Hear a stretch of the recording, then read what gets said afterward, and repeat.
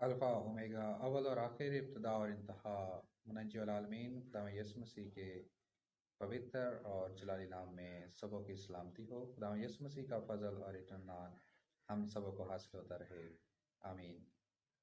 میرے عزیزو، خدا کا شکر ہے کہ خدا ہم کو بار بار یہ موقع فراہم کرتا ہے کہ ہم اس کے حضور میں حاضر ہو کر اس کے نام کو جلال دیں۔ آئے ہم آج خدا کے زندگی کلام میں سے، عہد عتیق میں سے استثنا کی کتاب کا تعارف دیکھیں گے۔ استثنا کی کتاب میں موسیٰ کے ان خطابات کے سلسلہ کو مرتب کیا گیا ہے جو اس نے ملک مواب میں اپنے لوگوں سے کیے۔ اسرائیلی بیابان کے طویل سفر کے بعد وہاں پڑاؤ ڈالے ہوئے تھے اور وہ ملک کنعان میں داخل ہونے پر اس پر قبضہ کرنے کو تھے۔ اس کتاب میں بہت ہی اہم معلومات درج ہیں۔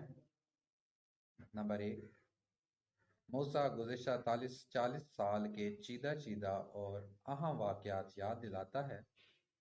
وہ لوگوں کو تاکید کرتا ہے کہ وہ یاد کریں کہ خدا نے کس طرح بیابان میں ان کی رہنمائی اور نگہداشت کی، اور اب ضرور ہے کہ وہ خدا کے فرما بردار اور وفادار رہیں۔ نمبر 2، موسیٰ 10 احکام کو دہراتا ہے اور پہلے حکم کے معنی اور مقصد پر خاص زور دیتا ہے اور لوگوں سے کہتا ہے کہ صرف خدا کے جانثار رہو۔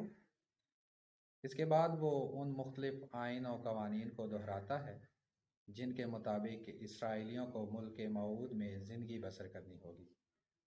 نمبر 3، موسیٰ اپنے لوگوں کو سمجھاتا ہے کہ تمہارے ساتھ خدا کے عہد کا مطلب کیا ہے، اور تاکید کرتا ہے کہ اس کے فرائض کو ادا کرنے میں اپنے آپ کو از سر نو مخصوص کرو۔